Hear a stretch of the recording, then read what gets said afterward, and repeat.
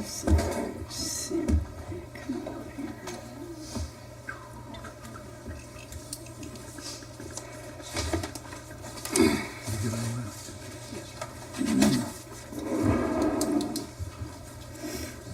I'm gonna stay here and I'll come back. Talking to myself, I said I must stay here a while for goodies. Time being 6 o'clock, I'll call this meeting to order and welcome everybody here with us tonight. We do have Shirley joining us virtually on the phone. And Shirley, we want you to know we continue to have you in our thoughts and prayers and look forward to you being back with us. Thank you so much, Carrie. I certainly want to extend on a personal note my appreciation to the Board of Education and to all the others at the school who sent me their condolences and through their kindness and prayers. It has really uplifted our family. Thank you so much. Okay. You know about Juan. Juan is, he's gonna be calling in, but he ain't gonna do it. Juan's in Miami on business. But as we start, I'll ask Kenneth to lead us in a word of prayer. Most gracious, Heavenly Father, we thank you for this opportunity once again to come before you. We ask that you bless and touch the family and hearts and lives of all the people assembled here today. We pray for our Ben Hill County school system, our administrators, our teachers, our students, our parents, the community as a whole, Father. We know that all things there is beginning, a middle, and an end, God. And we thank you for Gary, Martha, and Juan for the service they provided on the school board, Father. For us, it's an ending of their faithful service, but it's on to bigger and better things for them, God. And we thank you for them and what they've done in their time in office, Father. We pray that you continue to be with us as we make decisions to improve and make this system better for each and every student. We give you all the praise, honor, and glory. It's in Jesus' name I pray. Amen. Amen. Entertain a motion to approve the agenda. Motion. Second. Motion second. Any additions? No, They're all on additions. there. Okay. All those in favor of the agenda presented to you signify by saying aye. Aye. Any opposed or abstained? Motion carries. Announcements and recognitions.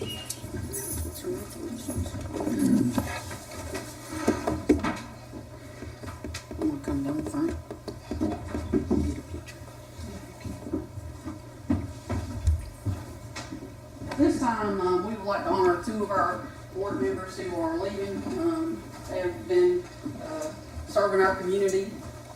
Gary Smith, Chairman Gary Smith, will come up front. We appreciate it. Gary has been a friend and a mentor of mine for a long time. I've known him a very long time, most of my adult life. He's given me some guidance at times and helped me to make some good decisions. But his guidance and direction as a board member has strengthened the bond between the community and the school. And Gary, on behalf of the Ben Hill County Board of Education, we want to honor your service for 24 years. And thank you for being our chairman.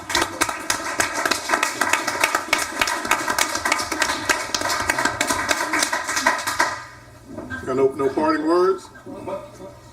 No speech? No nothing? Yeah, I've been speaking for 24 years.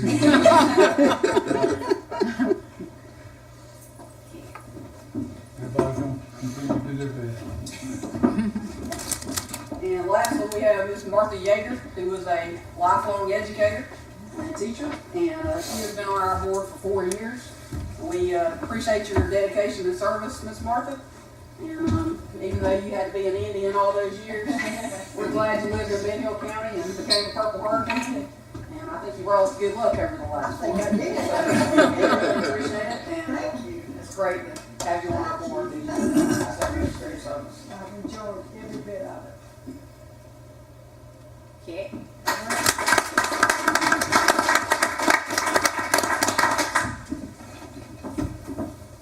Last but not least, we have our Beacon Award to present to WRDO Radio 96.9 for the morning show with Nick Helm and Kim Paul, in recognition of public education in Georgia.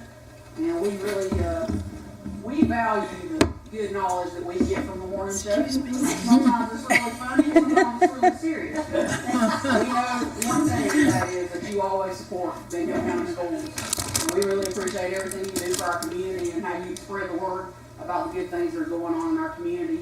with our kids and our teachers and everything in general. So we appreciate y'all's service, and we appreciate, we present the Beacon Award to you for your service.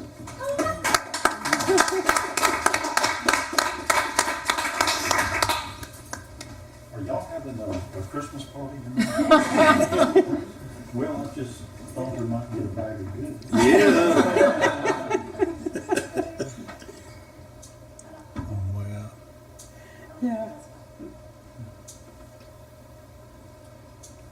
Congratulations. Thank you so much. Thank you, we appreciate it. Yes, sir. Thank y'all for what you do. Thank you.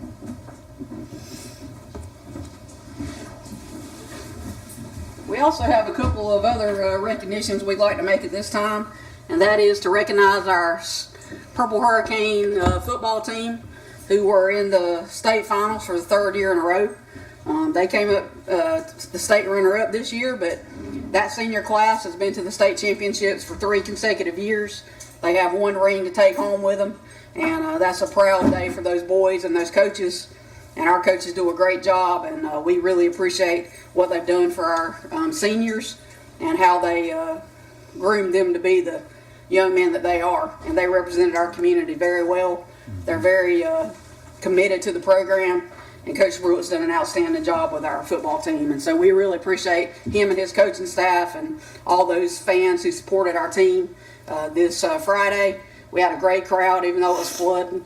Yeah, everybody was still ringing those bells and cheering, and they didn't give up, and they scored in the final minute, but actually the final second. So, you know, there's never a quit in official Purple Hurricane under Coach Tucker Pruitt. So we really appreciate that, and we appreciate our guys, and we wish our seniors all the best. Thank you, ma'am. All right, move to the minutes of the open session. Entertain a motion to approve the regular meeting of November the 8th. Motion to approve meeting minutes from November 8th. Second. Motion second, any discussion?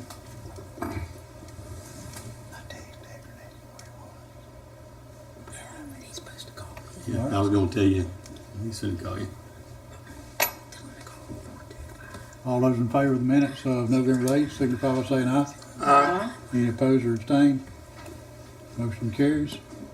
Entertain a motion to approve the November 28th meeting minutes. Motion to approve. Second. Motion second, any discussion? All those in favor of the minutes of November 28th, signify by saying aye. Aye. Any opposed or abstained? Motion carries. All right, we have anybody signed up?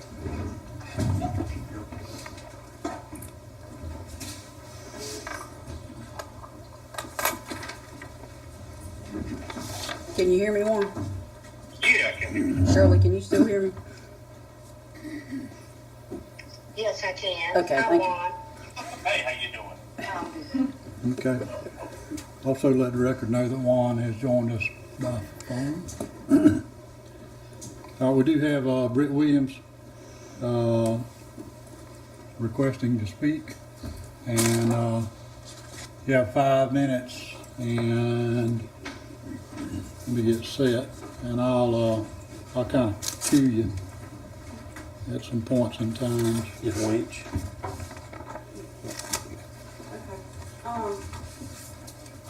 I attended a game at the Benjamin County Middle School, which is a basketball game for my daughter, on November the 17th, which was before Thanksgiving. On that day, when I got there, I got a call from an adult and from a child telling me she was being threatened by an adult, well, 2 adults, actually. I'm not going to name any names because it's an ongoing investigation, it's a dispute, and anyway, because of this situation, there was a bias with the SRO officer at the school, or at least they said there's a bias, so it went on to another detective for further investigation. But before the parent charged my child, I filed a report based on the incidents and what happened ahead of time. So I brought a copy of the original report because I can't get any of the other reports because it's still ongoing. But anyway, if you flip to the second page, or I'm sorry, the third page, it lists the name of the person, and it lists her as the offender and the predominant aggressor. It also lists my name as the complainant.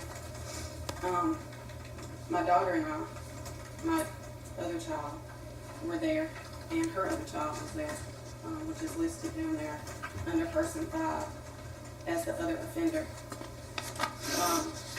And then if you look to the very back page, it lists them in that second part of the narrative. And if you read the officer's report, you'll see that it talks about how the mother, my daughter, my child, I put her in the foyer because instead of putting her outside in the dark, to wait on me while I went and got the other children that were riding with me, I put her in the foyer because it was lit. I thought she'd be safe. The game had let out, and I didn't think anybody would do anything crazy. I've already filed a report. Game had let out a bunch of people. There was one altercation that happened before that, but that was between the other team and some other people. I checked on some people that were involved in that. Went to go get the other kid. Passed the parent, she didn't say a word to me.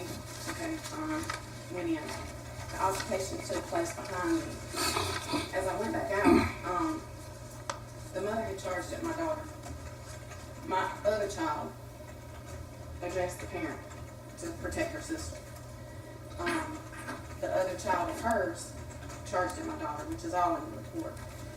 And then it talks, the actual SRO officer states that this was at the point where I arrived and seen the other events myself. I went to the police station even after this and filed an additional report. And at the bottom it says, I thank everyone for their statements and advise that there would be something done about this. It is never okay for an adult to take a problem out of children.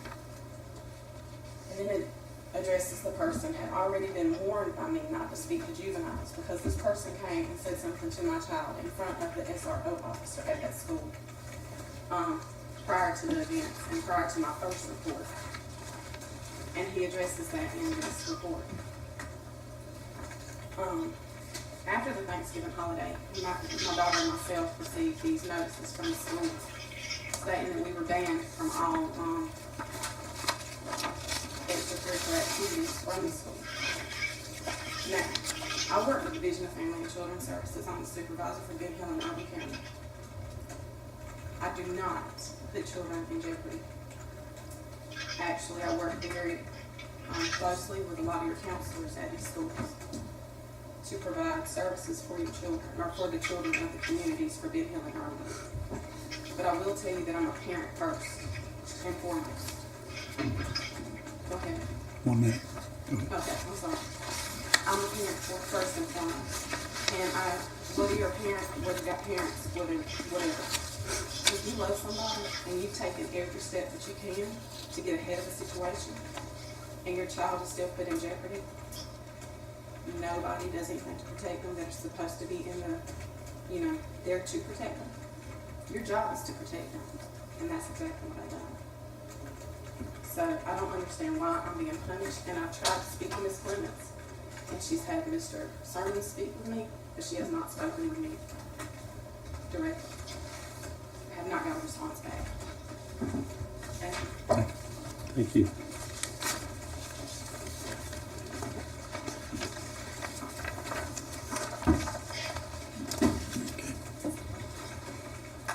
Moving to system reports. Entertain a motion, we approve the consent agenda items.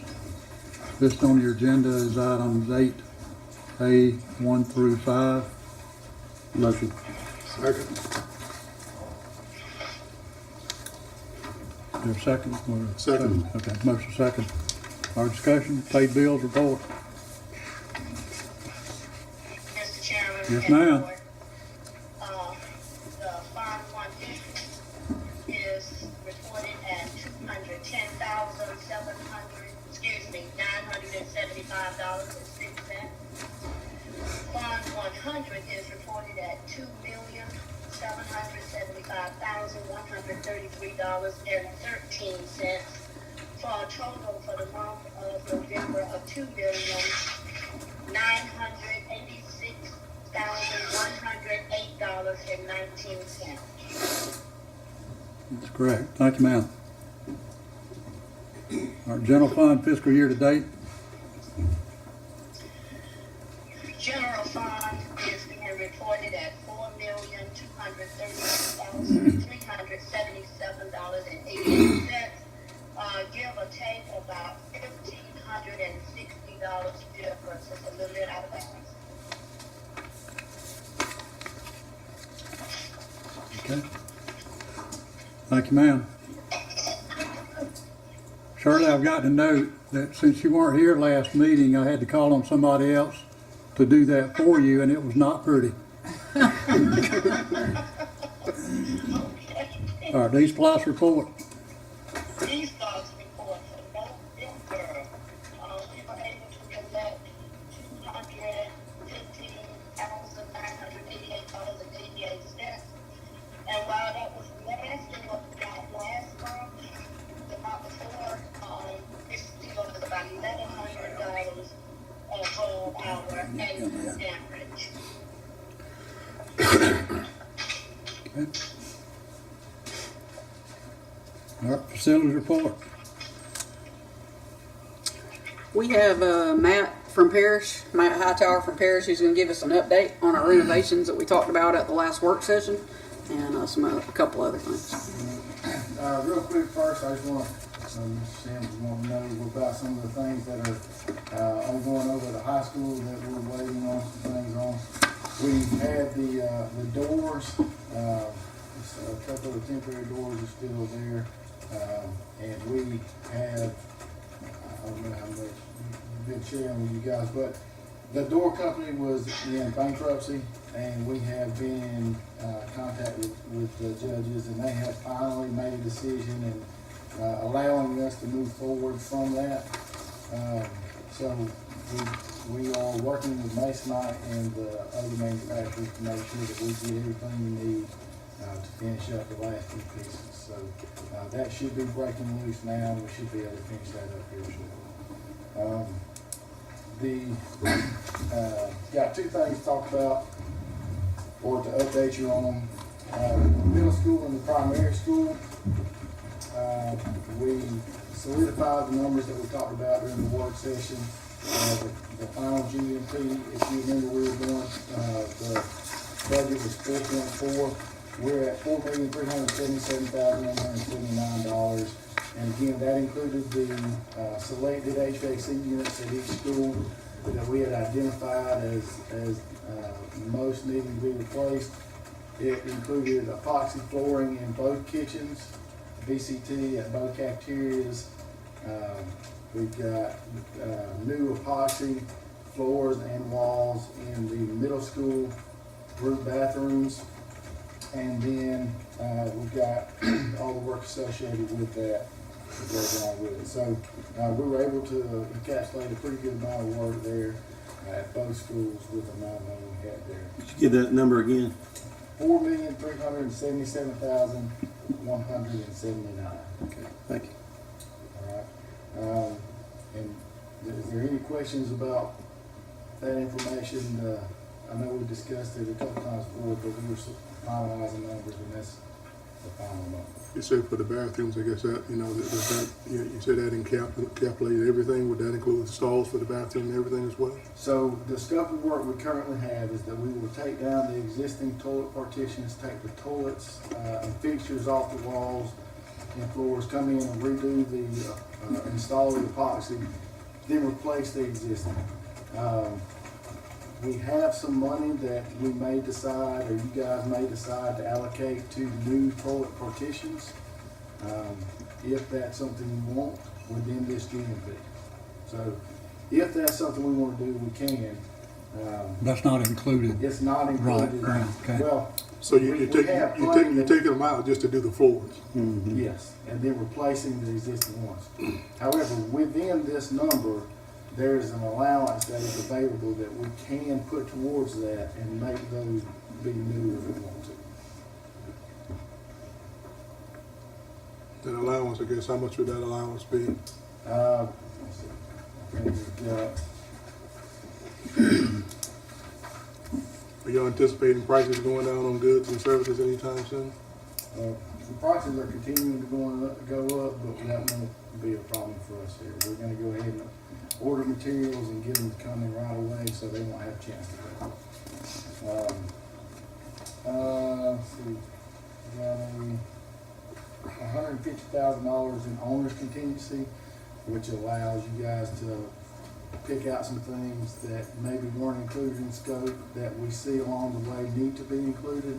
You know, if we happen to notice that the signal grid in a certain area doesn't fit with the rest and needs to be replaced specifically, we can do that, or the toilet partitions or something like that. It's up to you guys. And so far, I guess, based on y'all prep and inspection, anything, I guess, that we haven't included that you guys anticipate or have anticipated already? We try to do the best we can to anticipate everything that's gonna come up. There's always something that comes up. That's why we carry some of these contingencies just for those situations.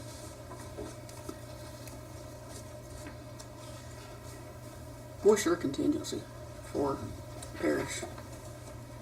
5%, which is $218,859, and that is also going to be available to us, to move money back and forth as needed.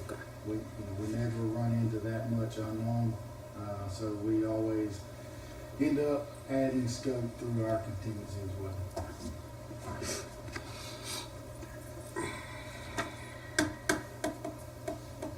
Any other questions about that? And last week we talked about the athletic facilities, and we talked about specifically the batting cages and what we had. And just wanted to clarify that the number we have in there, which is based off of the facility at Peach County, includes a covered area for 3 batting cages with fence around it, a locker room, storage, multiple storage rooms, and 2 toilets. So, based off of our conversation, that was not what you wanted. You wanted something a little more inexpensive than that. So we put together, basically you can save $650,000 by going with 2 covered batting cages. You get the whole wall with 2 lights, the slab. That's more of a 2A facility. Right, so that's a much more reasonable facility, and pretty common. Give us that number again, Matt. It's 218,362, which is also the original 882,353, so approximately $650,000 savings. Gotcha. So just the batting cages and, You get a roof, a few lights, the batting cages, and a concrete slab. $70,000 renovation. You got bathrooms elsewhere on the site there. 3.7. No, it's 4.3. we need that money. Do we have to have the concrete slab? Yeah.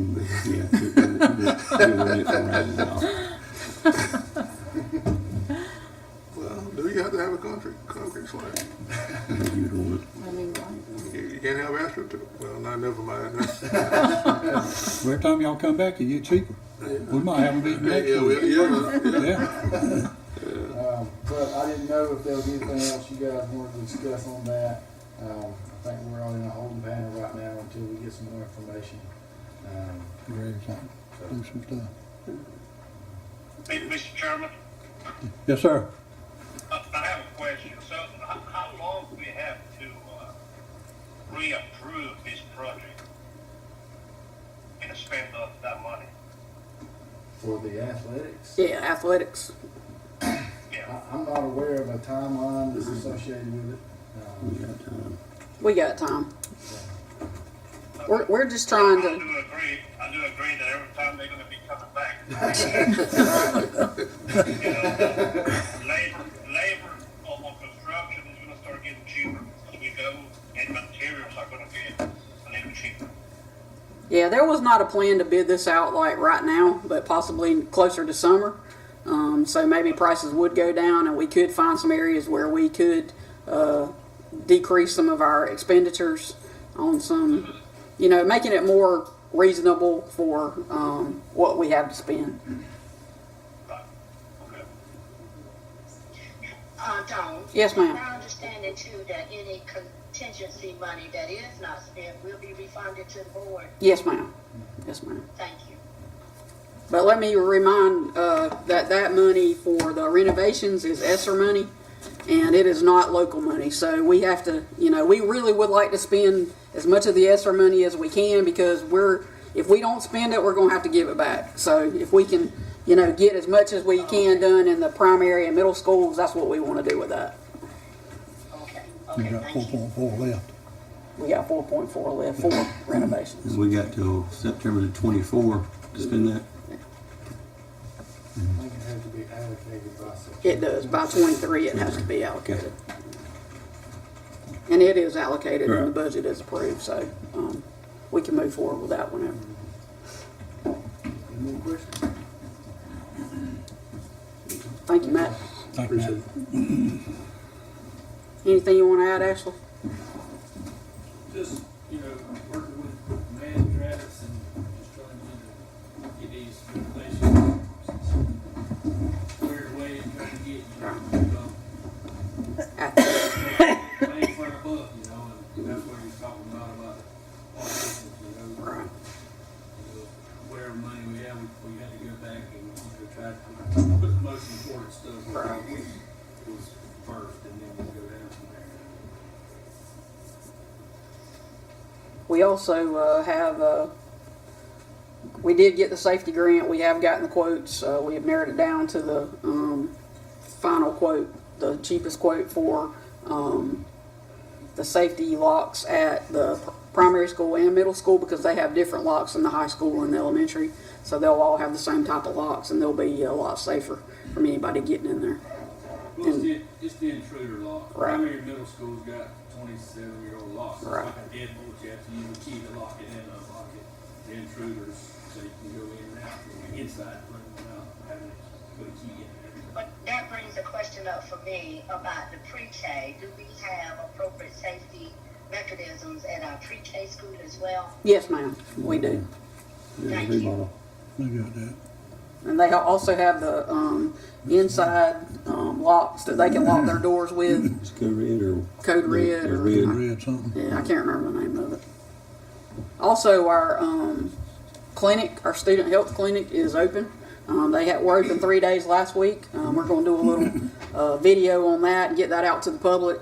And I think they saw 12 patients last week while they were getting everything unpacked and stored and all those. But it looks really nice in there, and it's going to be a great asset to our students and community. Fantastic. Okay. Athletic reports.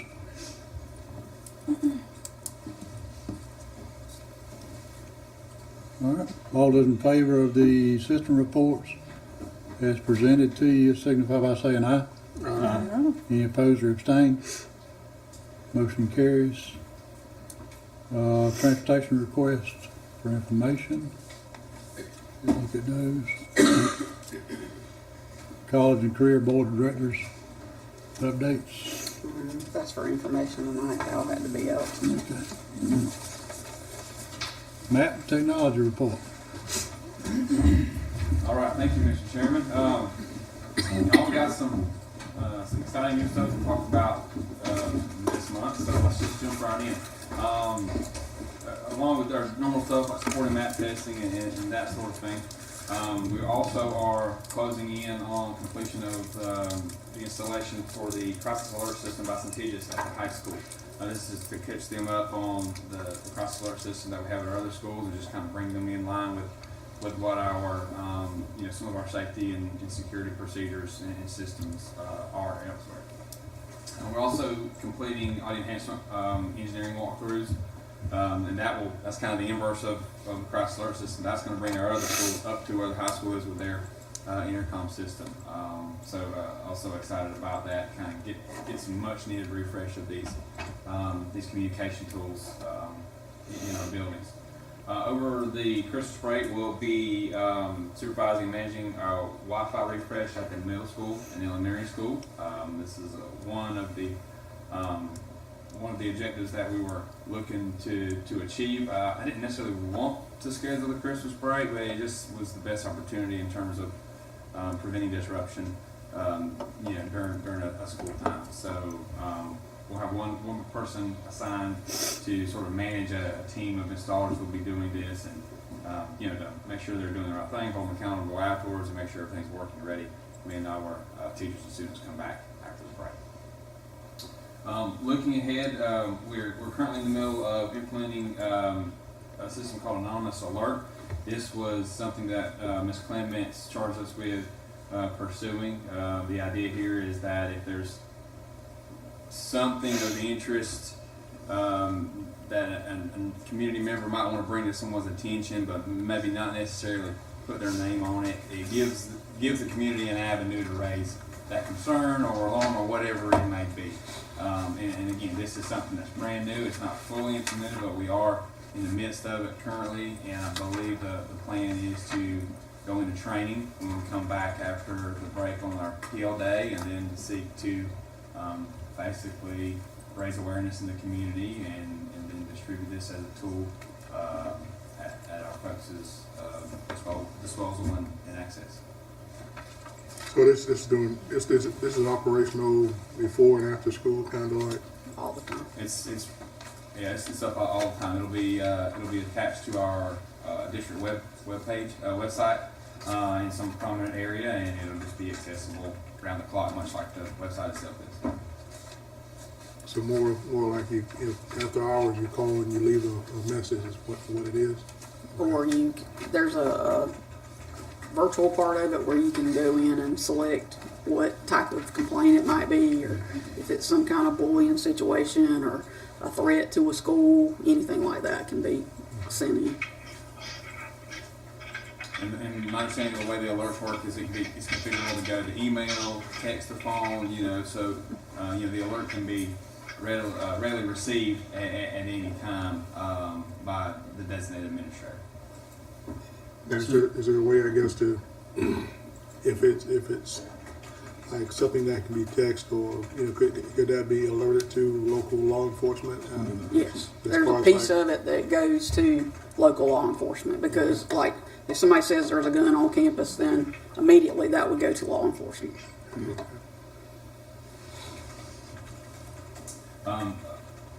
Sort of related to that, I mean not really, but along the same vein is we recently configured, or we're in the middle of configuring.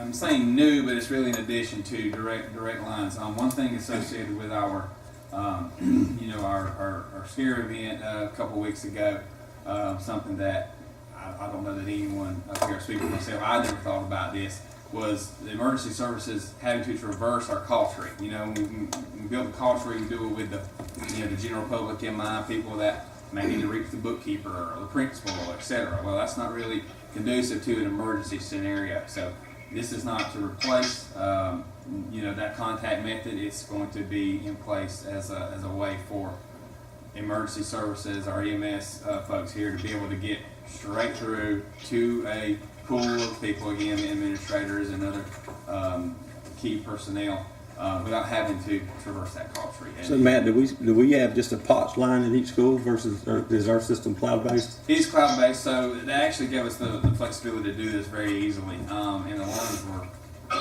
next to nothing in terms of So if cost. internet goes down, this will work, is where I'm getting at. No, so if the phones are offline, the phones are offline, so as being a part of that is That may be something we want to look so at. as a backup. Just a Yeah, old-fashioned that phone can be- line. that can be configured. So there is a component though where it will dial cell phones as well. Okay. So we have a forward set up for cell phones, so even if our internet is down, since it's cloud-based, it will forward onto an administrator's cell phone. Right, that's a good point. And that'll be part of the overflow or the spillover for that. And then lastly, we will be, we're applying for, I think it actually funnels down through part of the CARES funding. It's not our CARES funding. I think this is a provision given to the state because it's available to what the state refers to as rural districts, and it's a rural technology grant. So we'll be applying for this this week, where it will allow us to pursue some things that for our case, we know we need, and it will just give us that funding available to knock out some of those items. We've got a lot of grant money. There's a big push right now from the excess funds from CARES 3 to use with rural school districts. This is the second grant we'll be applying for. We got the $50,000, that was a rural initiative grant, and this is as well. So we expect that there will be some other grants that come down too, and we don't always go after them, but we'll look at them to see if there's anything that we can really use them for. Grants are hard to manage sometimes, but these come with very few strings, and so you don't have to match anything. It's a straight, they just give you the $50,000. You just have to pay up front and get the money reimbursed, but they've been very generous to rural districts lately. They do the same, they trying to spend the money. They're trying to spend the money. Yeah. So, Dawn, you think we got a good shot at this? Yes, ma'am, I do. I think there's 117 rural school districts in Georgia, and right now only about 18 have applied for this $100,000. So, Okay. yes, ma'am. Okay, great. Thank you, ma'am. Yes, ma'am. Is this different than one I asked you about, that Reagan Martin from Early County? She's working DOE now. She's part of this whole. I think it's part of that. Yeah, she's part of the whole rural network. Mm-hmm. Okay. Okay, anything else? Thank you, Matt. There you go. Our report on curriculum and instruction, Mr. Well. Good evening.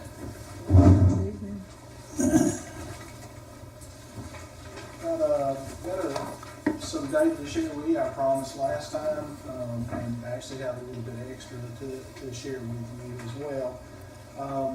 First, I want to talk to you about professional development.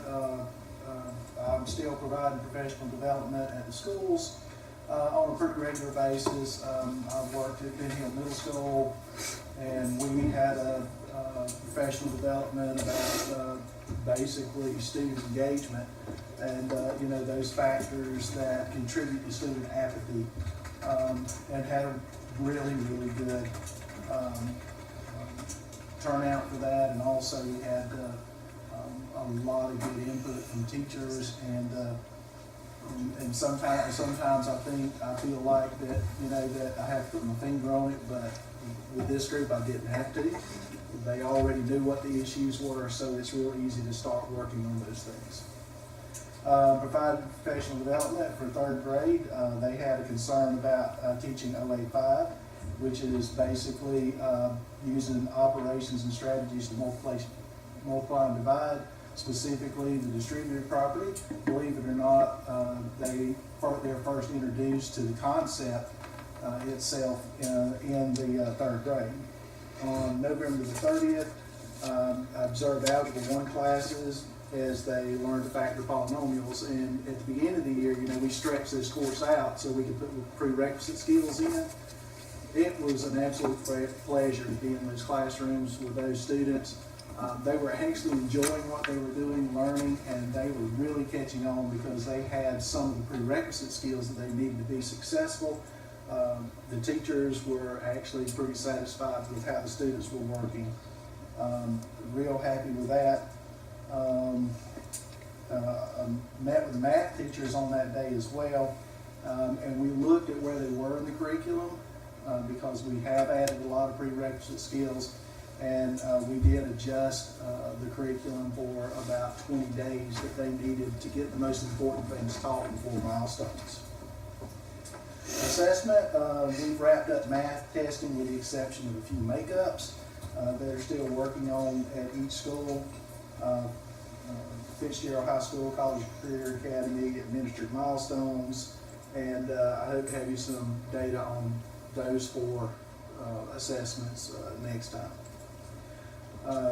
The big thing in curriculum right now is we are really looking to put a curriculum in place, K-5, for a reading program. We want to bring some real consistency to how we teach reading, and we want to make sure that we're implementing the science of reading.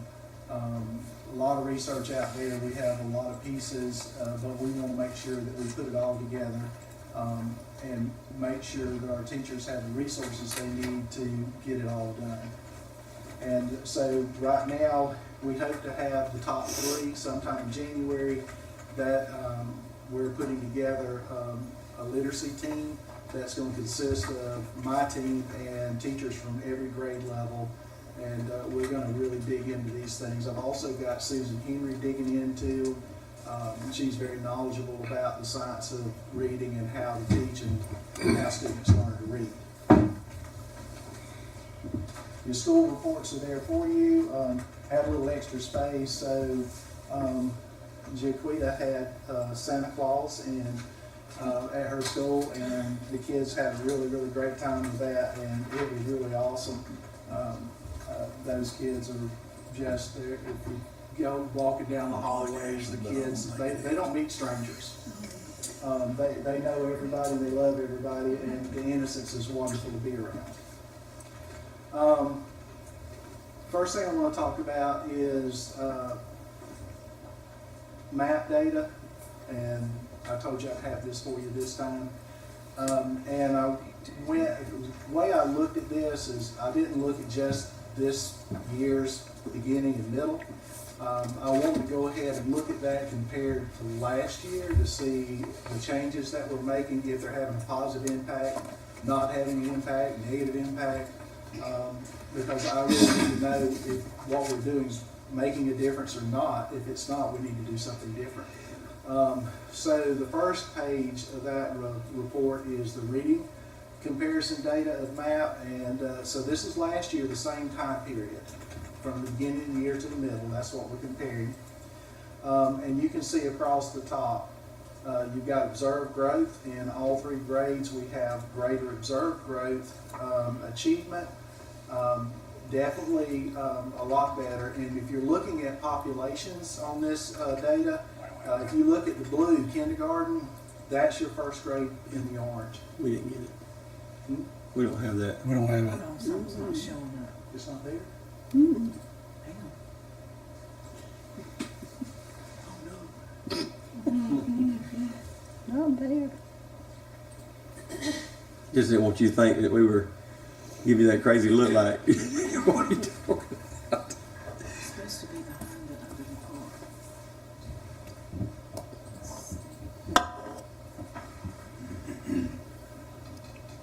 Perhaps we get it and we look at it and you get it to us next month. I can do that. That way we can look over it. I mean, there's a lot of data. Yeah. Yeah, we'll put that off till next month. Okay. Yeah, 'cause I definitely want you to look at all of this, because it's doesn't really make a lot of sense unless you actually can see it. That's right. We'll get it next time, Debbie. And I attach those 3. It won't upload behind it. We don't want to kill time. If we find it, we can. Yeah, it's 4 in a month. I'll look at it when I ain't coming next month. Look at it. I'll send it to you. Okay. It might Thank have. you. Thank you.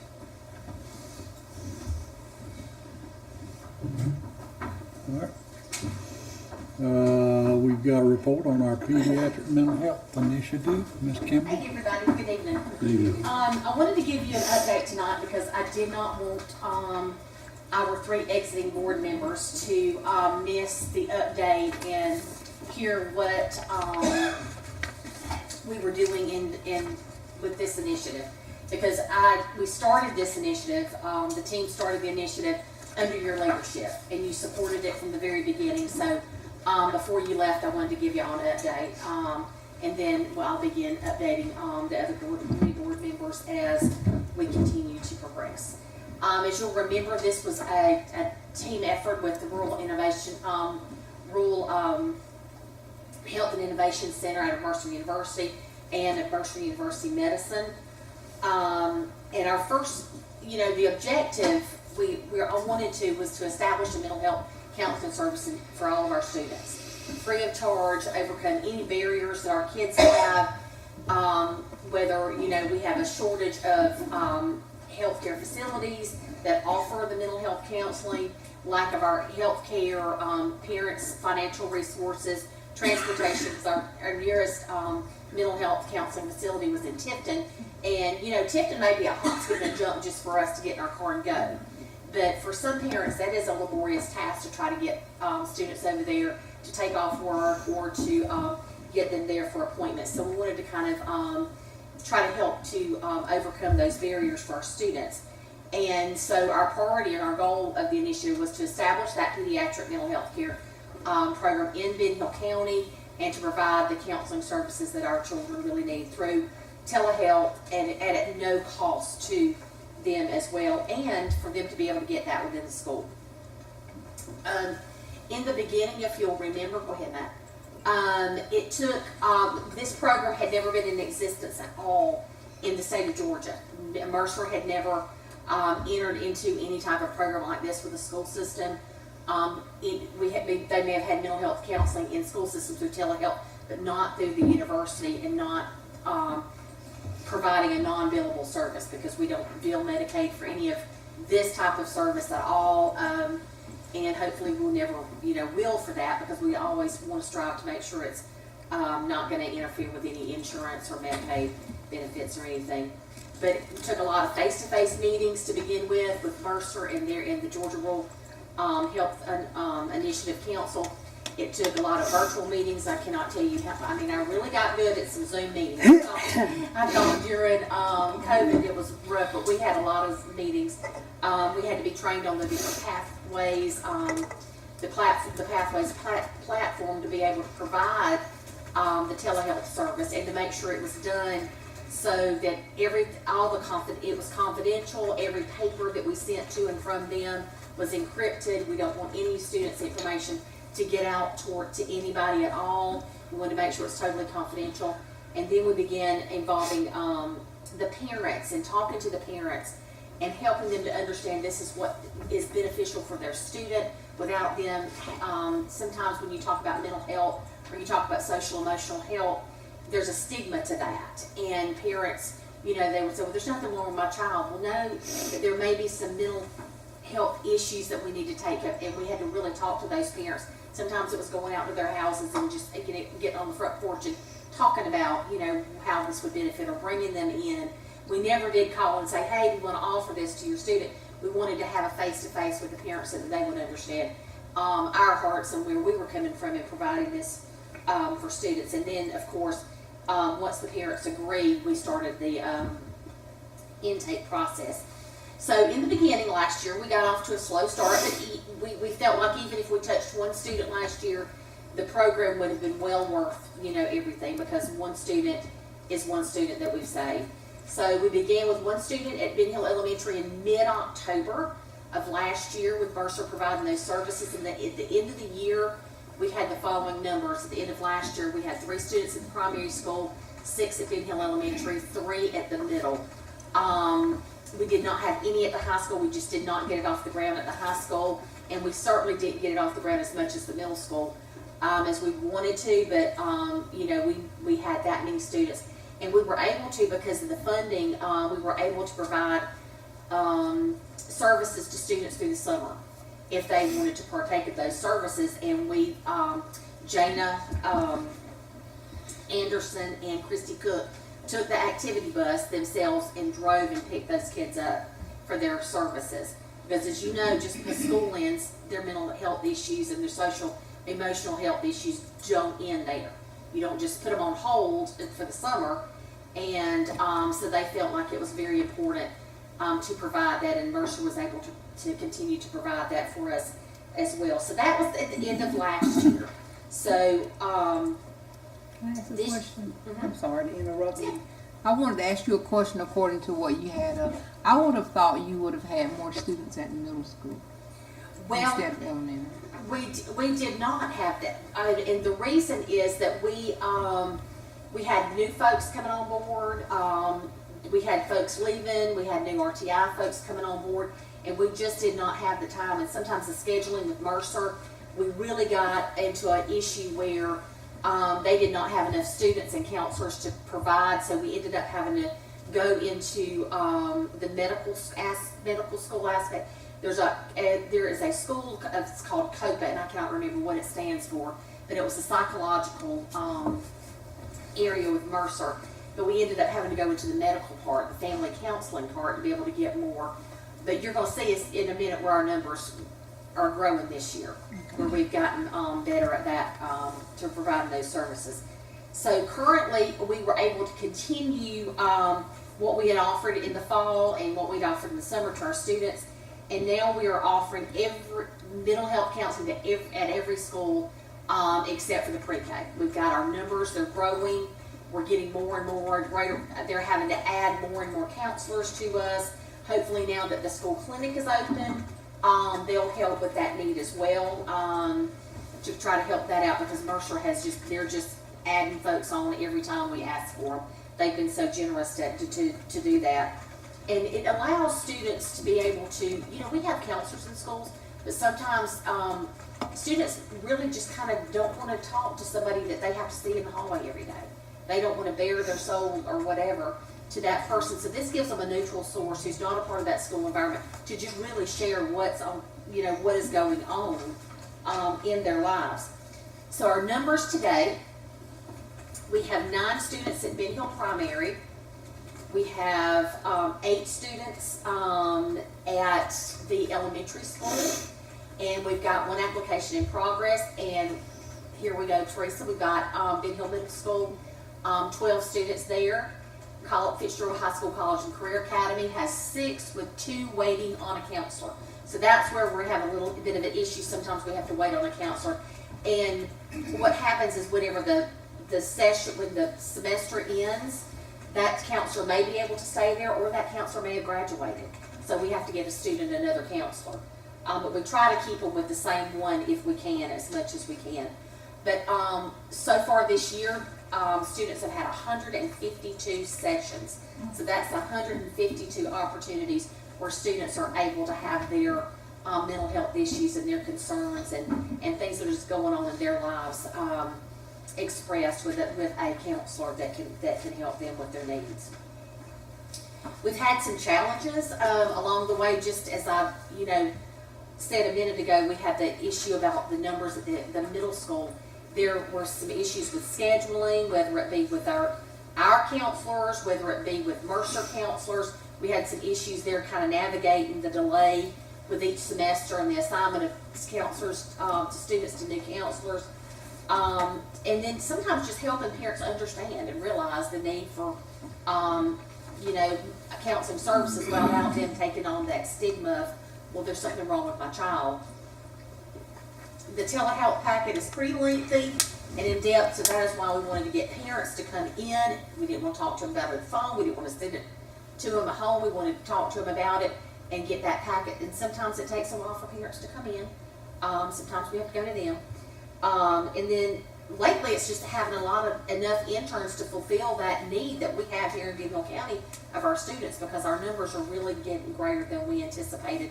The number at the primary school just kind of blows me away, because I'm thinking, gosh, these little babies, they really have got some issues. And then one big thing we've really wanted to try to do is get male counselors and counselors with different ethnic backgrounds for our students, where they are more comfortable to share. Because some of our male folks may not want to talk about issues with a female counselor, and we wanted to try to get that. So we want to try to meet those needs, and that's one of our big goals and pushes for this year, is to do that. But we've gotten some feedback from parents. One mother said, I don't know what you're doing up there, I don't know what's going on, but it is working. It's working for my student.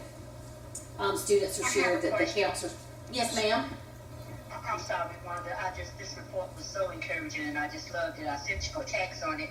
But I just want one question about the telehealth application process. You say it's very lengthy. So do we provide support to parents to help them fill out that application? Yes, ma'am. Yes, ma'am. That's what I was saying, is that we don't like to send it home to them in a book bag or anything. We really like to walk them through that, so that they know everything that's going to happen. They know that there is, it's not going to cost them any money, that, you know, our liability if there were anything that has to do with if a child, you know, had a suicidal ideation or whatever, the counseling immediately stops at that point, and we go through our regular protocol for anything like that. We just wanted them to know what goes on, but we walk them through, our counselors walk them through that process. Okay, that's excellent.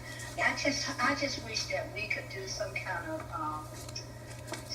rollout, public announcement or something, either in the paper or on our website, to let people know the availability of this, so that they'll be more familiar with it and won't be afraid to ask for help if they need help, or to be referred. How do you get referrals?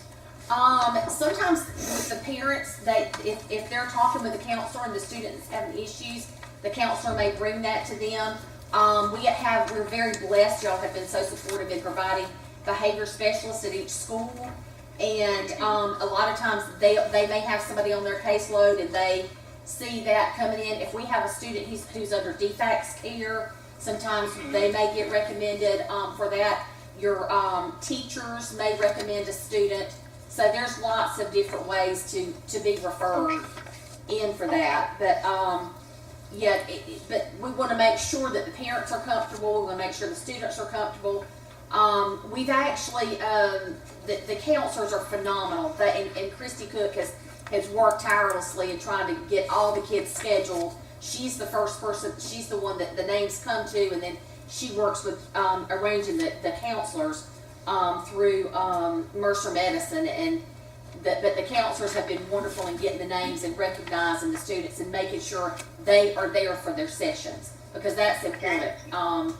We were actually, I don't think I've spoken with you, but Ben Hill County was the topic of a Georgia Department of Education podcast. I was able to participate with Mercer University in a statewide podcast that talked about our program here, because this does not happen in has not happened in any other county.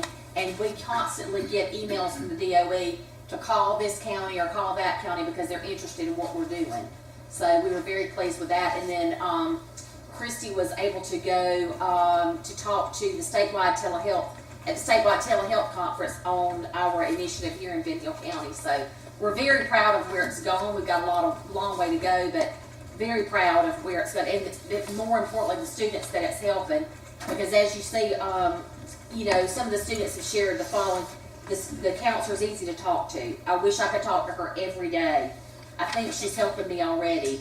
And parents have thanked us numerous times for offering the services, because they just don't have the transportation or the means to get these students to where they are. But one of the greatest stories, I think, that has come out of this is one day our behavior therapist and our counselor was walking in the hall, and they recognized, they saw this little girl coming, and they were like, well, that could be her. And it's the first time they had said that they had ever seen the child's face smiling coming down the hall, because normally they saw the top of her head as she looked down at her shoes walking down the hallway, because she was so broken and so down, and they were able to see her smiling coming down the hallway looking at them. So, you know, that right there is worth everything this program is all about. So in helping children, like I said, if we can save one child, we've done a great thing. So thank y'all for letting me share I that. think it's a major enhancement to the services and supports that we offer our students. I just wish we could put some publicity behind it. Yeah, we will certainly try to. I'll get with Jenny, and we can get some things on the website and maybe do a little blurb in the paper. So, but and I want to tell you that folks that are leaving, Miss Martha, Mr. Gary, and one, thank y'all for your support. Thank you all for your support. But I'll get to share that with y'all later, because I get to have y'all more. But thank y'all all for everything y'all done for us. We're gonna miss you a lot. But thank you I all. have one other question. Yes, ma'am. Because we're dealing with students, how do you handle privacy and confidentiality? I mean, do other students know that? No, they do not. How do you handle it? Our behaviorists and our counselors are so involved in the school activities, so involved with the kids, that if one of the behaviorists comes for the students, they may think, well, they're just going to go with her and learn how to behave. We go through behind closed doors. They are at a telehealth computer where nobody can see them. It is very, very, that was one thing Mercer was very clear about, is this has to be done as confidential as we can. You get behind closed doors, nobody knows where they're going. So nobody knows what they're doing. They may think they're just going to do a behavior activity with Miss Christie, or they may be doing something with Miss Pam or whatever. They don't think anything about it. I think only myself and my two APs even know where we do it at the high school. Oh. We just don't tell people, so they have no idea. And at the middle school, there's so many who have reached out to get this service, and there's just not enough people to provide it to everybody. So it's a great thing for our school system. We really appreciate what you do, Juan. Thank you for letting me share. Appreciate it. Now, is this one of those grants we got? No, this is just a partnership that we have with Mercer, where their students are getting real world practice and doing what they're going to do for their life. So They're it's pretty doing much their sustainable. internship. They're doing their internship with our students, but under the direction of someone sitting there, a certified counselor. But when we have the counselors from the family therapy center, those are the actual counselors who actually teach at Mercer. That they're doing that for us. Thank you.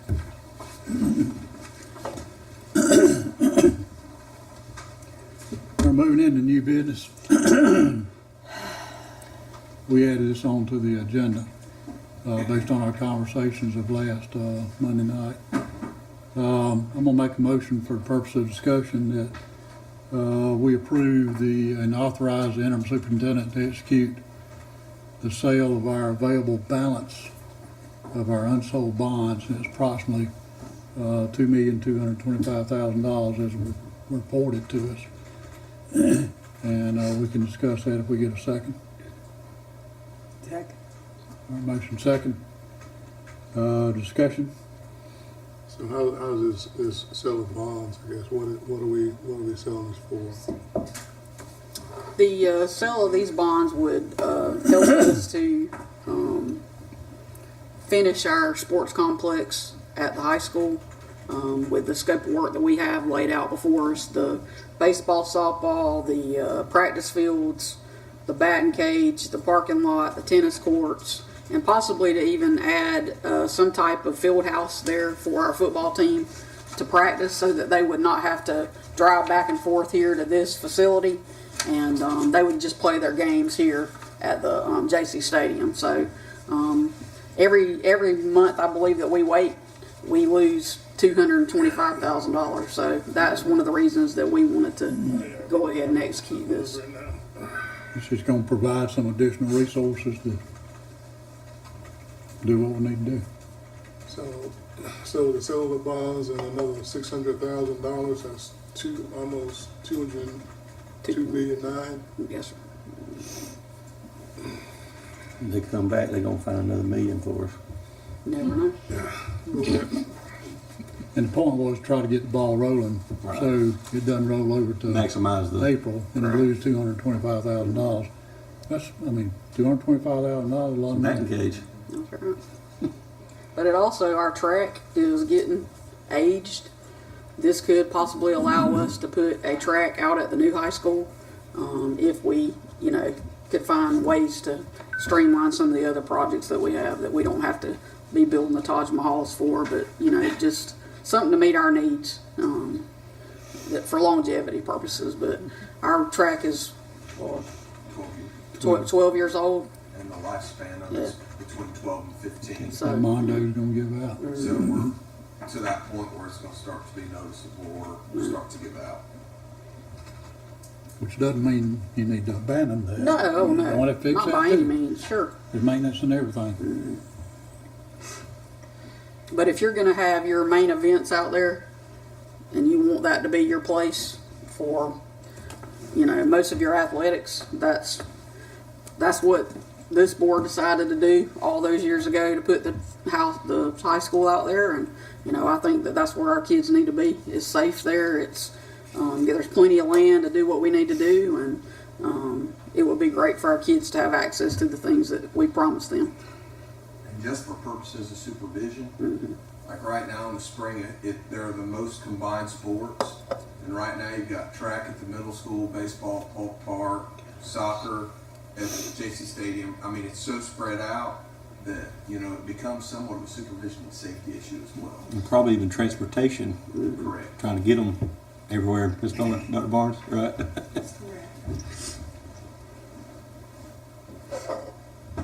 And we have analyzed our e-loss receipts and in conjunction with Frank King and the things that Thomas has given to us, we feel like we can pay this and it won't be detrimental to our e-loss funds.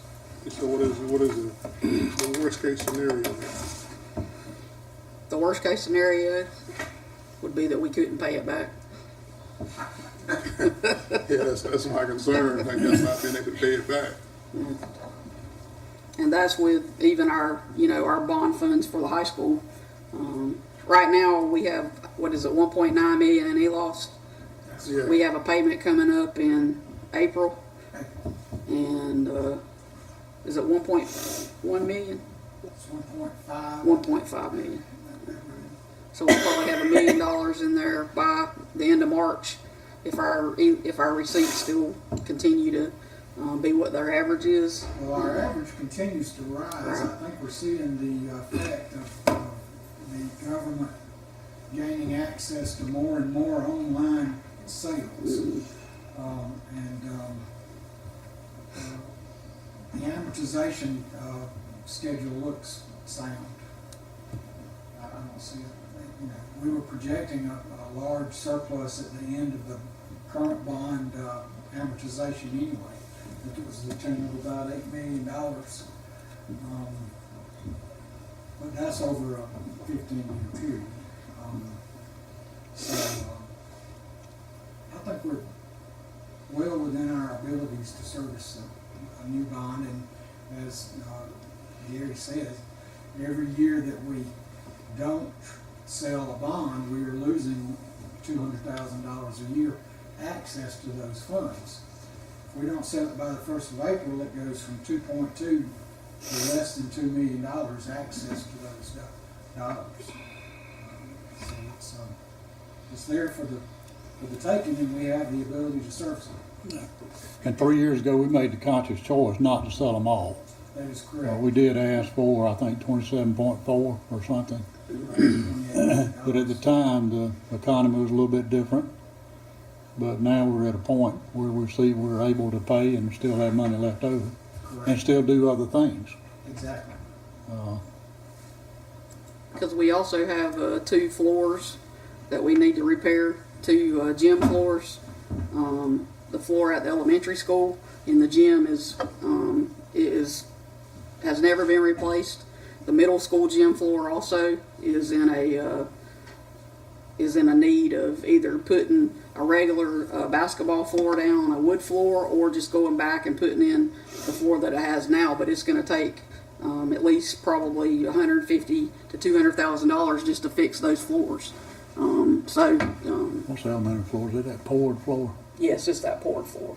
I was at the church. Yes. Okay. And so they can come in and just kind of sand that, I guess, a little bit and pour over it, but it's still an exorbitant amount, and those schools, our community goes to those schools and uses that gym, and, we want to be able to still be partners with the Department of Leisure Services and things like that to use our basketball gyms. But also when our kids are in there, their clothes are getting messed up on those floors. And we've had numerous parent complaints about that, but those floors just haven't been looked at. I mean, the middle school is, 20, 22, 23 years old. That elementary school gym, I don't know when it was built, but the floor has never been replaced.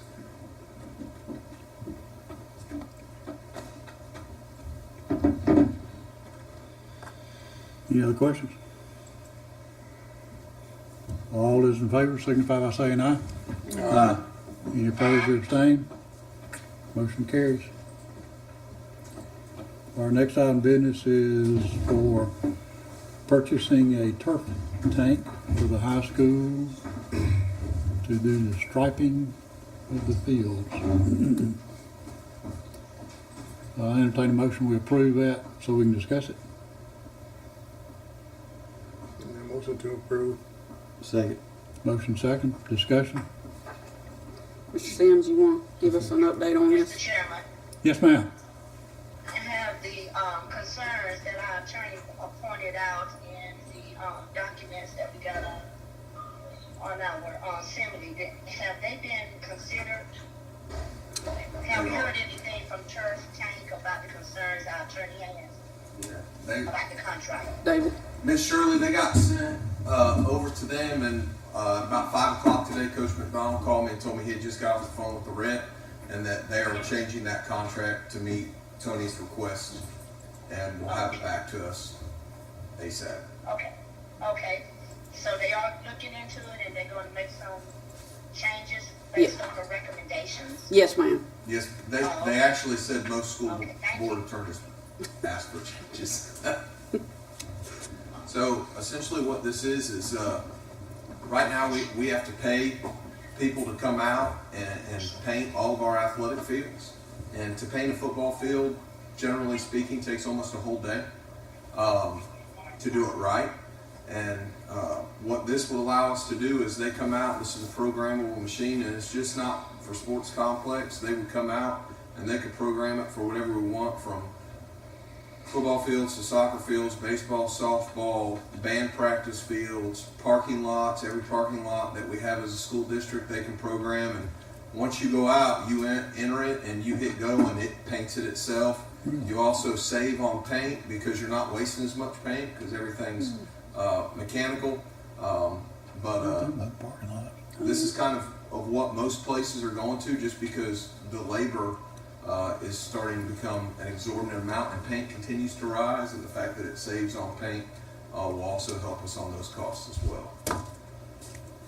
I know they're doing an allotment for just white paint, but what about, different colors? It does all colors. But they're gonna give us an allotment for just white paint, but what about the purple and the gold and that type paint there? No, we would have to buy that paint. And also too, I mean, we're in college and career academy, you're saying we're having a hard time, I guess, getting kids, getting the field painted. Why don't we have a program, maybe students could do this, if they're in ag, may have an interest in landscaping or, something along those lines, they could, gain this added skill. You never know when they never know what direction they're going to take it, or something in sports management or what have you. But why can't we, So the easy answer to that is, until we got the second ag teacher this year, we didn't have that side of ag, and we've started the natural resources class and the turf management and landscaping, but we don't have kids that are high enough up in their pathway to be able to do that. And then, it also, we will eventually, but right now we don't. And then also, it becomes problematic just because the hours. So unless a kid just has to where they didn't have one class a day, or 2 kids or 3 kids, it's kind of problematic for them to be able to allot the time needed to do that. I'm just trying to imagine, I guess, how that, you say it's a robot, and you put it on the field, and it lines your field up for you. It's a lot of GPS. technology, for sure. GPS technology that our VEX robotic kids could do. It's just... So tell everybody, the cost and all that. Can we get out of it year to year? What is that? It's a year-to-year lease. Okay.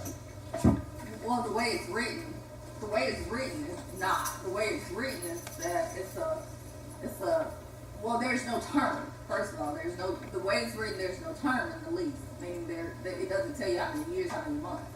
But as it's written, it will not allow you to terminate the contract until prior to the end of the term, meaning that you're locked in for that term, and the only thing you can terminate is an automatic non-renewal. So that was one of my suggestions of, listen, we need the capability of being able to terminate this contract while we're in the initial term. Right. Plus the fact we don't know what the initial term is because they didn't have it written in the contract. Right. So they're getting back with us on what their term is. think we need to see that before we be sure we get what they want, or what we want them to. Because I know this would be a big, I mean, you got 1 or 2 coaches that are painting everything. Well, you have 1 or 2 coaches that work probably 5 hours after school or 6 hours after school, and then they're expected to paint the football field. And you know, it's a very demanding. They teach all day, then they go to football.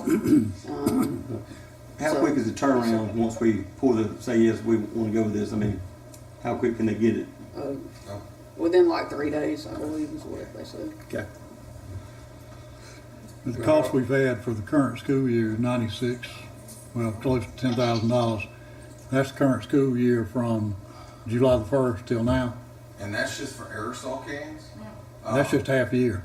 Because, just half a year, and that's just, if you'll notice, that's just aerosol cans, because the company we get paint from, which is U.S. Coated Specialty Coatings, they had a sale last year, so Coach McDonald and I went ahead and bought the big buckets of paint, but that was on last year's budget, and it's not even included on that because we haven't had to buy it this year. Is that labor?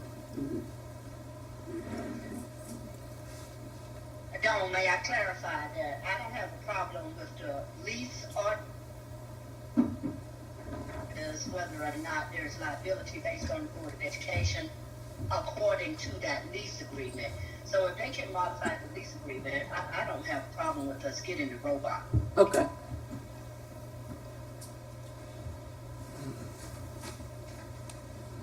What are we paying for this, Howard? Athletics.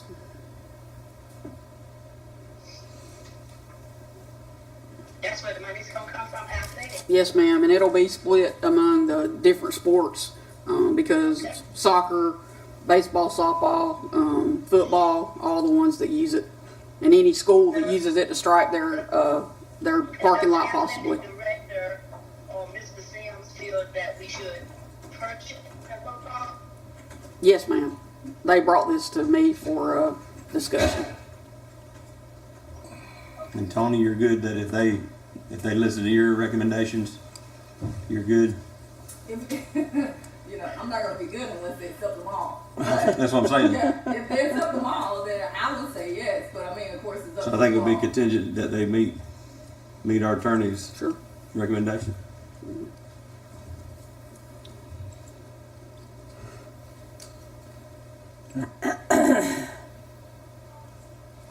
So we just gonna lease from year to year, or just straight out purchase, or what is the plan? It's a lease from year to year. Do you build that up? But I'd also include if modifications get Yes. made to the technology and the That they'll machine, come and reprogram it. you get upgrades to the machine. And that's why we thought that the lease, you can outright purchase it, but then you don't get All the the repairs, the Right. updates and all that, which is why we moved with the lease and outright purchase.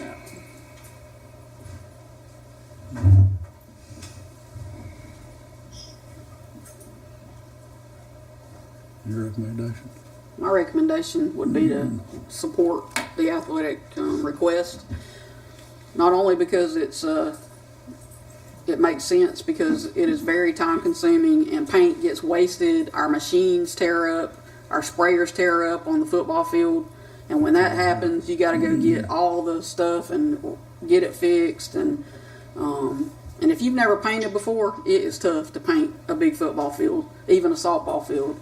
But also because, you know, this can make a huge difference in how our field looks on Friday night. We can paint the whole end zone to say Purple Hurricanes, Fitzgerald. We'll have our logo and whatever else we want on the field. I think it just helps the culture. I mean, when it looks good, people want to play on it, and it makes a big difference in how they see, just how they see us.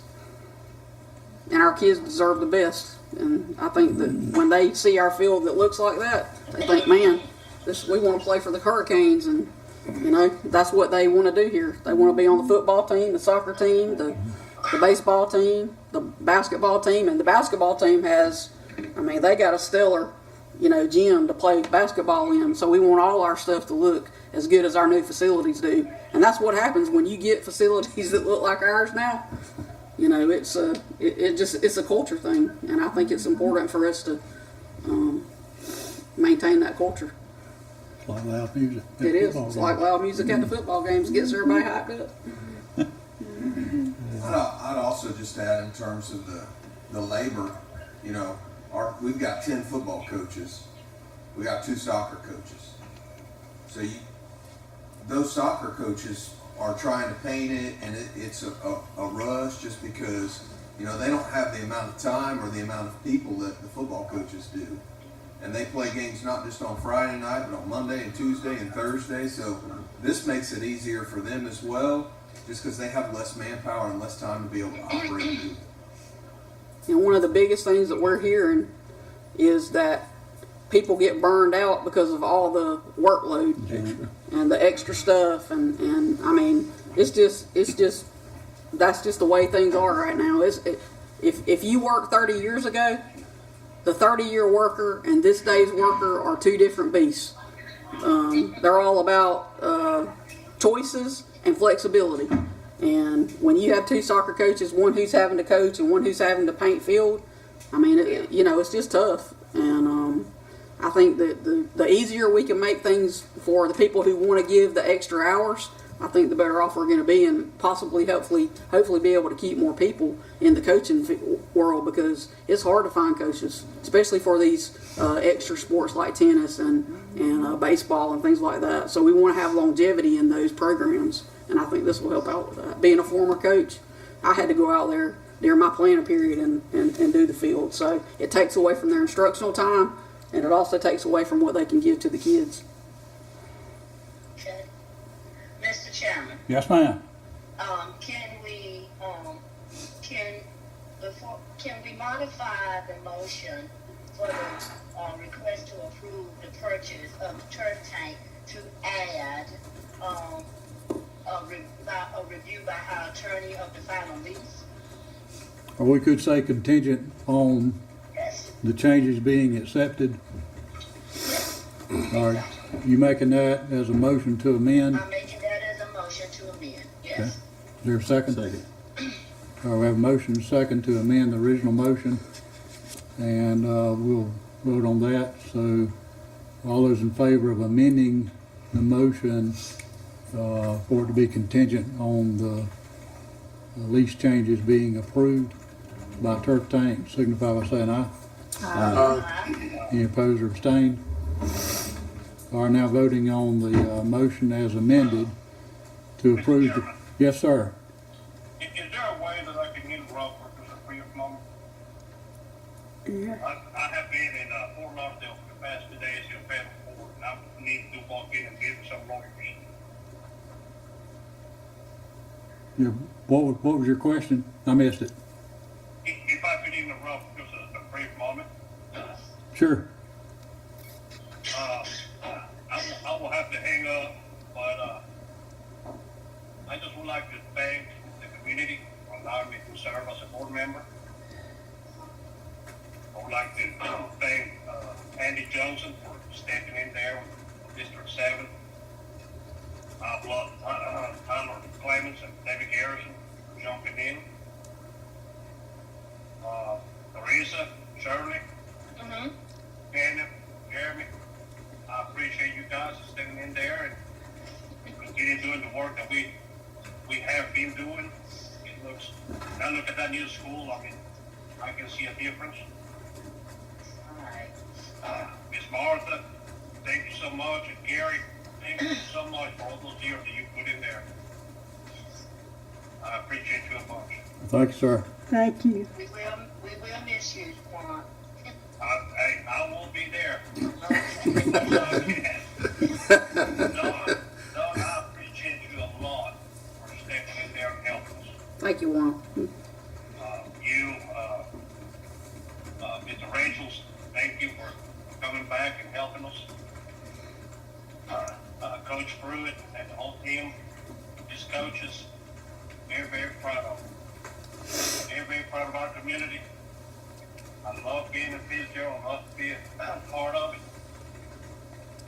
And again, thank you so much. All right, Juan, thank you.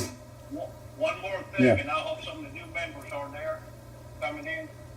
I hope that next year, when they make the decision to accept applications for the superintendent, that the board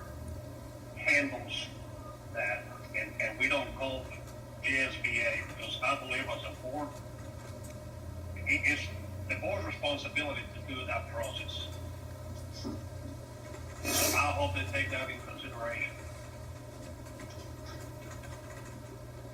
Okay, Noted.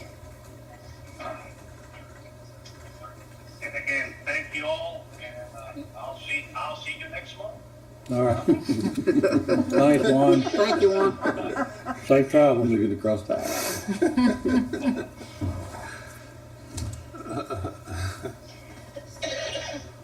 Okay. All right, now we're voting on the main motion as amended to approve the lease of turf tank to be used on our fields contingent upon their acceptance of our changes to the lease agreement.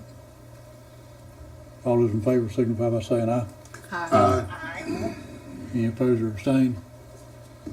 All right, motion carries, so y'all can carry it forward as you need to. Yes, sir. Our next two items, we need to approve these two resolutions. This is just a rare event at a point in time, December the 31st, until a new chair is selected, January 13th or whatever it is, 10th. There's going to be a time where there's not two signature authorities. And in order to approve these resolutions, I need a motion to appoint Debbie Sandifer as acting secretary so she can attest to these two documents. And Dawn will go back to secretary as soon as we approve these two documents. Make a motion that Debbie's the acting secretary. Motion second, any discussion? All those in favor signify by saying aye. Aye. Any opposed or abstained? Motion carries. All right, one is a resolution to Community Bank. The law requires we have two signature authorities on those and for our audits. And all, it's just a safeguard of information. And so for 10 days, there may be some things that are necessary to sign that legally there won't be two people to sign them. So this is generally taking care of that 10 days and the period of time that it's going to take to pass the new signature resolutions and to get a stamp made and that kind of stuff. But these will, I think the way they're written, they will expire no later than January 31st. Yes, sir. Is that correct? Until the new chairman is elected or until January 31st, whichever is first. Okay. Our first one is the Community Bank. I entertain a motion we approve resolution to Community Bank to allow one signature. Motion to approve resolution for Community Bank. Second. Motion second, any discussion? All in favor signify by saying aye. Aye. Any opposed or abstained? Motion carries. Second one is similar to Conley Bank, and for the same reasons, same expirations. I'll entertain a motion we approve a resolution to Conley Bank for one signature. I move to approve the Colony Bank resolution for one account. Second. Motion second, any discussion? All those in favor signify by saying aye. Aye. Any opposed or abstained? Motion carries. Let me sign those and mark them. All right, next item of business is to approve Return, the board. return Debbie back to Dawn McCracken, secretary. I think I had in my motion that expired as soon as we Oh, okay. did those two. So, I mean, we'll just acknowledge that Dawn's now back secretary of the board because it was just for those two resolutions that we appointed you. Okay. Entertain a motion to approve the board meeting calendar dates, place, and time for 2023, which will generally speaking, will be the second Tuesdays and at 6 o'clock in the boardroom at 509 West Palm Street. Motion. Second. Motion second, any discussion? All those in favor signify by saying aye. Aye. Any opposed or abstained? Motion carries. All right, entertain a motion to approve the section 125 plan for 2023. Motion. Second. Motion second, discussion. This is the plan that keeps our Cafeteria plan. cafeteria plan in place for our staff to be able to lessen their tax burden, and we always do this. And I know that they appreciate it. I know I do. Anything needs to be signed on that? Yeah, just on the sides. Okay, all right. All those in favor signify by saying aye. Aye. Any opposed or abstained? Motion carries. Entertain a motion to approve a purchase order to Fitzgerald Ford for the purchase of a 8-passenger vehicle being paid out of ESSER funds. This is for transportation for homeless and youth homeless children in our community. Home visits. Ms. Minchie Did does. someone make a motion? I move to approve the purchase order of $62,000 for that. Okay. It's coming out of URSA money, right? Yes, ma'am. Okay, I guess the only, well, go ahead, I'm sorry. I Sure. move to approve that. All right, is there a second? Second. All right, motion second, now discussion. I guess the only question that I have has nothing to do with this actual purchase as much as it has to do with the homeless children and youth in our community. I would like for next month to have a report on exactly how many children that is, if we have those children, because I just want to make sure that we're not in the gray when it comes to applying for this money for, to serve this population of children. I know we're going to be serving as well the entire population of children that's going to be falling under our social services. But do we have homeless children in our community? I think that's something that I'm just not aware of, and I would like to know a little bit more about it in our next meeting. Yes, ma'am. When you have students who live with grandparents and their families live with the grandparents, they're considered homeless. We have a good many homeless students. We got a good many of them. Yes, ma'am. Well, that was the question, I guess. How would the transportation go? I mean, why would she be picking? Sometimes, if they have to go like to social services to get benefits or things that they're applying for, she'll take those parents and those kids there. But she doesn't have the liability is taken in her car. But this money was specifically given by ESSER to help homeless youth. And that's why we're wanting to purchase this vehicle. It's not for us to use. It's not for the band to use, the football team to use. It's just for Miss Minchie to be able to make home visits. We actually have kids who live in hotels at times where we take them clothes and things like that out of our clothes closet, or food, or gift card or food cards, so they can go eat and go to, whatever they need. So you'd be surprised at what they consider homeless in the state of Georgia. Wow. Yes, ma'am. So do you think that we can have some kind of report on exactly how many or what percentage of our kids are in that situation at this time at our next meeting? Yes, ma'am. Thank you so much. Sure. I appreciate it.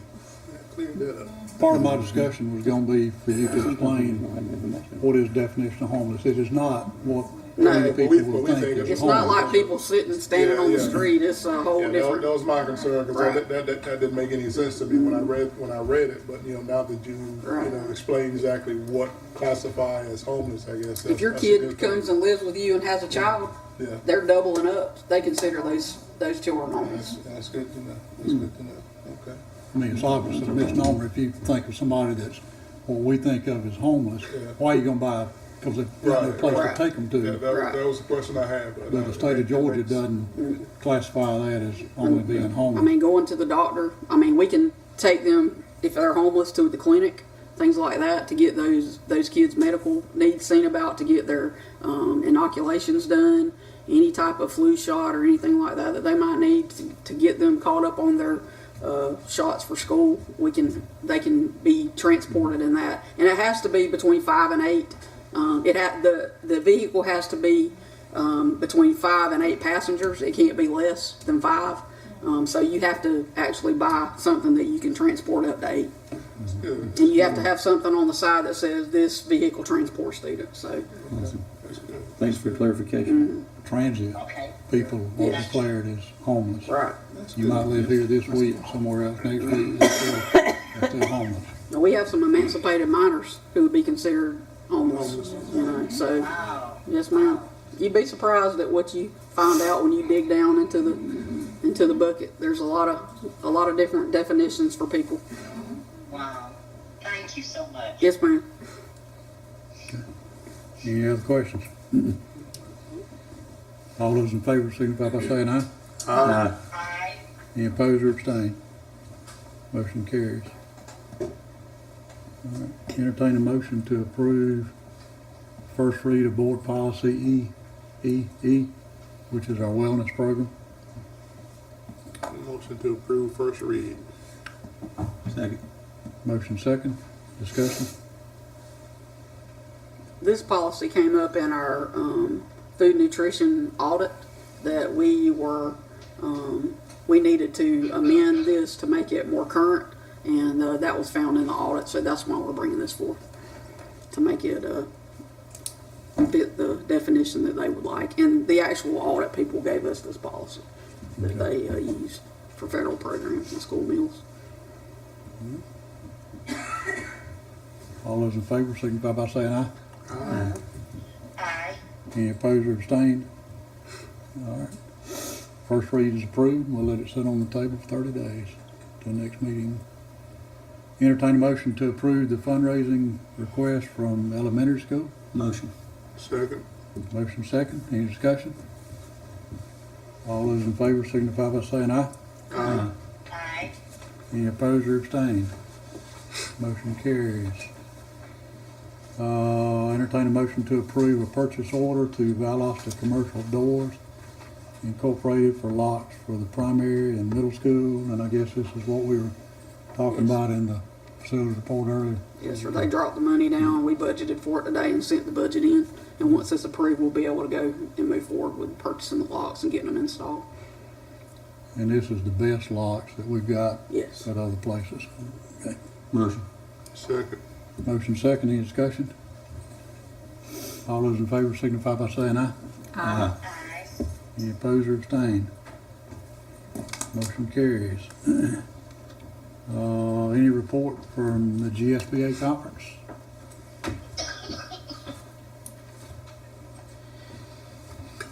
Well, I mean, there's a lot of information that came forth that, like I say, it takes there's so much at one time, and I can understand, I guess, why you have to go and you have to, follow GSBA to really understand what it is.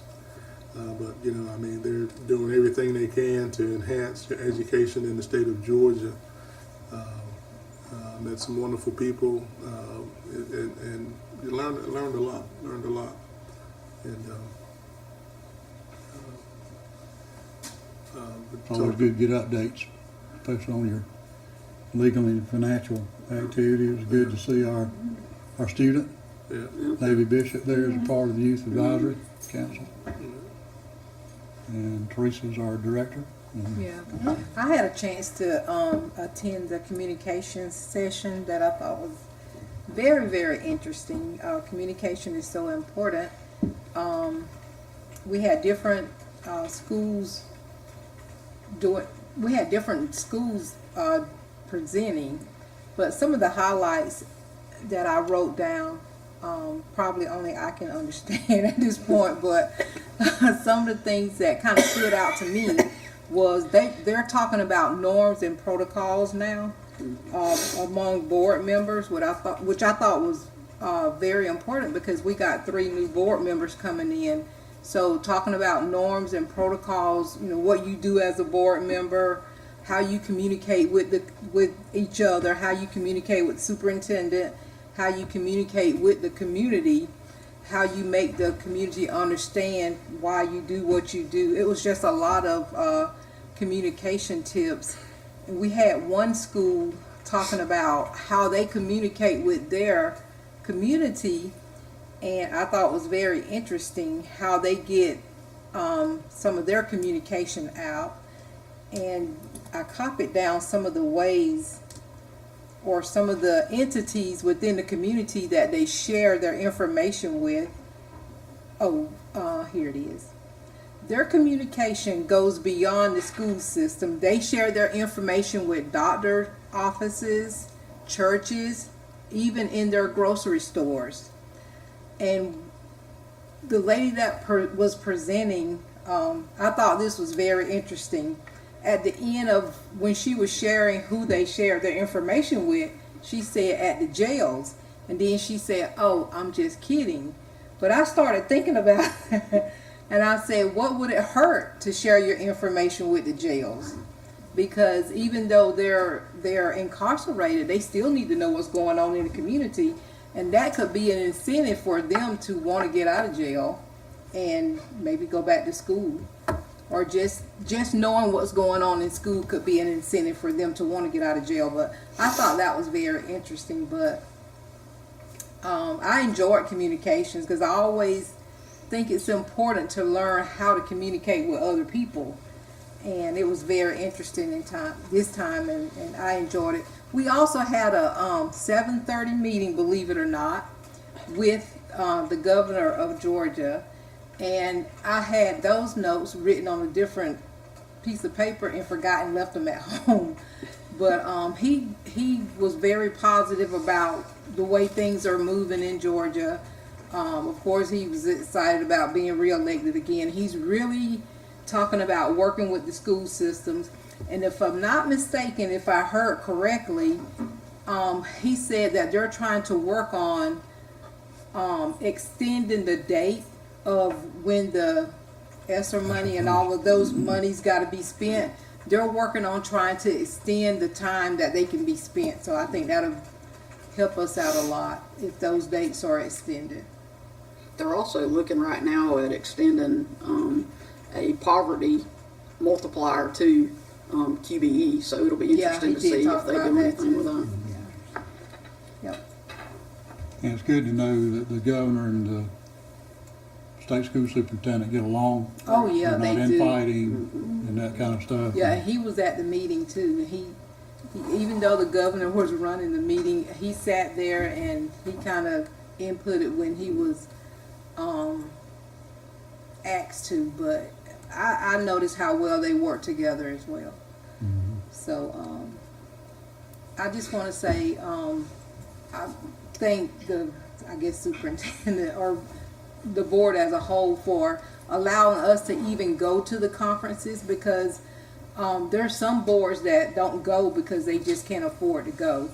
So it's always good that we can get together and go as a board and we can learn the things that's going on and whatever we need to do so that our board can be exemplary and everything that we need to do to be a good board. So. Well, you learn from other people. Oh yeah, of course. And a lot of times you come away and say, I'm glad we ain't doing that. Yeah. No, that's right. Sometimes you learn what not to do too. Works two ways. Yes. Well, I was not able to attend GSBA's conference this year. I did, and on one of their sessions on legal, which is always a highlight for me to find out what is going on in other counties and the kind of legal situations school boards find themselves in that will make them uncertified. And if they are uncertified, how our children will not be graduating from an accredited school. Mm-hmm. And one of the legal discussions that they had, and everything is that the lawyers say is about it depends. But they really drew a kind of hard line about religion and who will be introducing prayer and everything into our school system and how we do that. And of course the ethical issues with board members and how we conduct ourselves. And so I found it very interesting, but that was something that they did discuss at this GSBA meeting as well. I'm very thankful to Debbie that she was able to get me into that session so I could at least listen to the legal. Thank you. Okay. All right. Moving to upcoming events. Our new board members will be sworn in on January 3rd, and you'll be eligible at that point in time to be sworn at. And The next regular meeting is January 10th. And we will have a dedication of the new courtyard at the high school for Nancy Whidden on January the 13th. And we will determine a time for that when we get closer to it. We do have the plaques in to be adhered, and we've got 2 facsimiles of that for John and Julie to present to them. We do have our personnel. We have any issues that you need executive session for? Okay, we'll move forward. All right, on recommendations, entertain a motion to approve Skylar Passmore, Anthony Gill, Brenda Staley, and Cora Hall for the positions so noted. Motion. Second. Second. Motion second. Any discussion? All those in favor signify by saying aye. Aye. Any opposed or abstained? Motion carries. Entertain a motion to approve a personnel transfer of Paige Faribault from 49% to full-time.